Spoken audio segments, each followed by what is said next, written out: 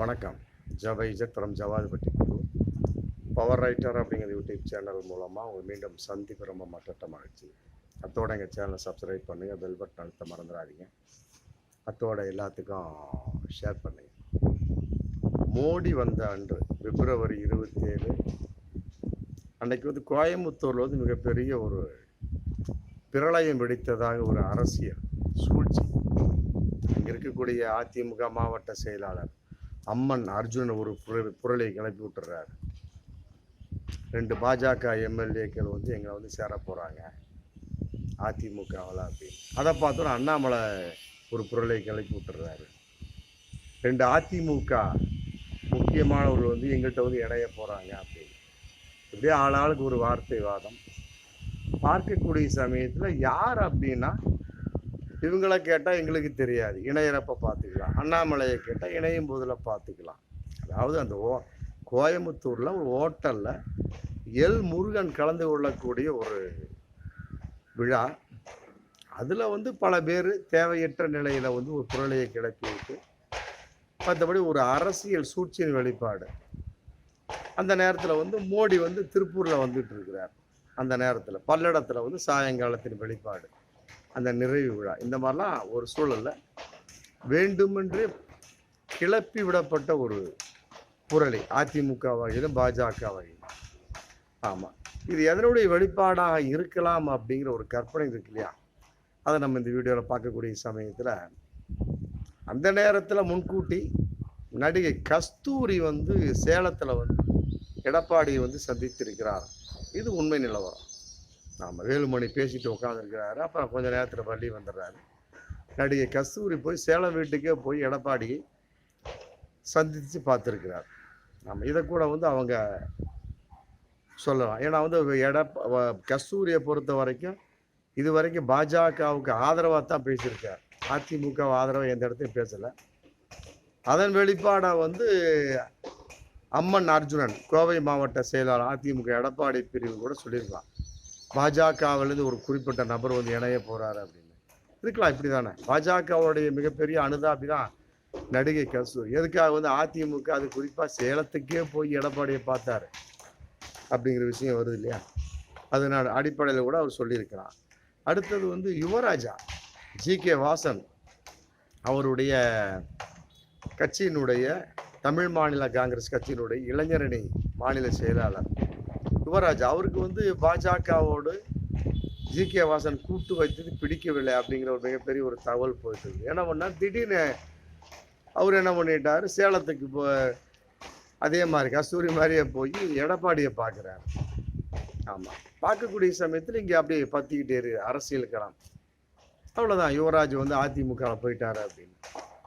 அப்புறம் திடீர்னு வரக்கூடிய சமயத்தில் டக்குன்னு அங்கிருந்து கோயம்புத்தூர் வந்து அங்கு வந்த, அதாவது வந்து அந்த பல்லடம் நிகழ்ச்சிக்கு கலந்து கொள்ள வந்து ஜி.கே. வாசனை வரவேற்பதற்காக வந்த உடனே தான் ஒரு மிகப்பெரிய ஒரு அரசியல் ஆர்வலருடைய ஒரு நிம்மதி பெருமூச்சு வந்தது. அதை வச்சு கூட சொல்லியிருக்கலாம்.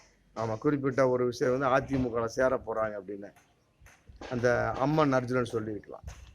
இப்படி கூட இருக்கலாம் இல்லையா? இந்த மாதிரி நடக்கக்கூடிய நடக்காத ஒரு விஷயங்களை நடக்கலாம் என்று எதிர்பார்க்கக்கூடிய பல விஷயங்களை இவர்களாக வந்து முடிச்சு போட்டு பார்த்தாலுமே கூட அதிலும் சில ஒரு உண்மைகள் இருக்குது அப்படிங்கிறதான் அரசியல் வட்டாரத்தில் பேசக்கூடிய விஷயம். ஏன்னா அரசியலாக வந்து என்றைக்குமே அமைதியாக மாயமாக போயிட்டு இருக்கக்கூடிய ஒரு சூழல்.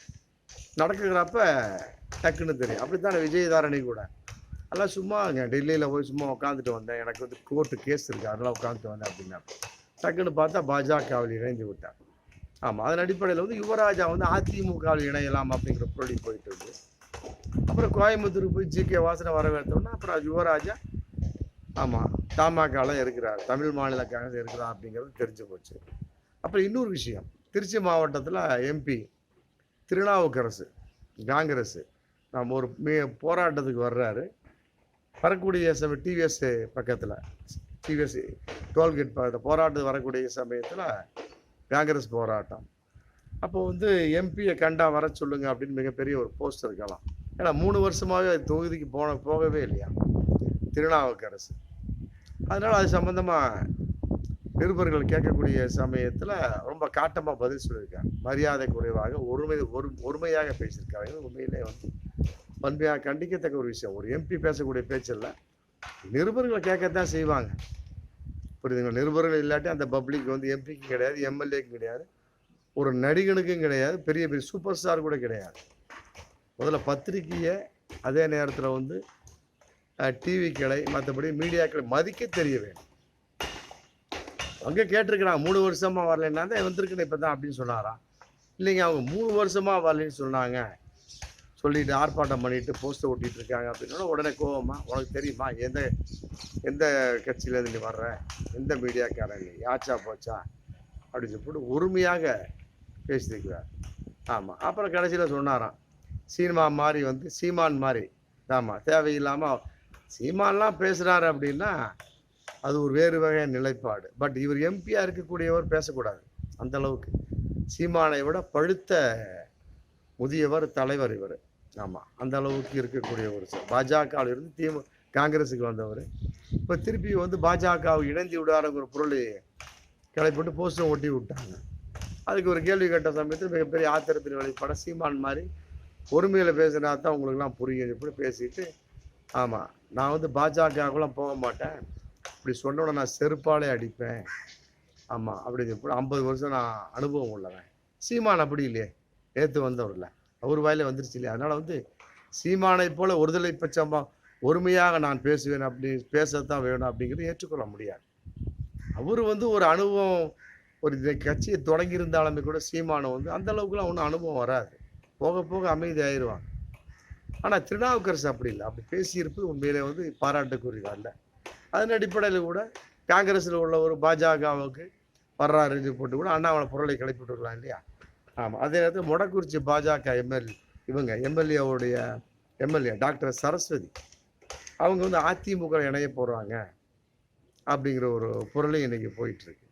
அதாவது வந்து அவருடைய மருமகன் ஆற்றல் அசோக்குமார் அவர் வந்து அதிமுக ஆல்ரெடி இறஞ்சிட்டார்.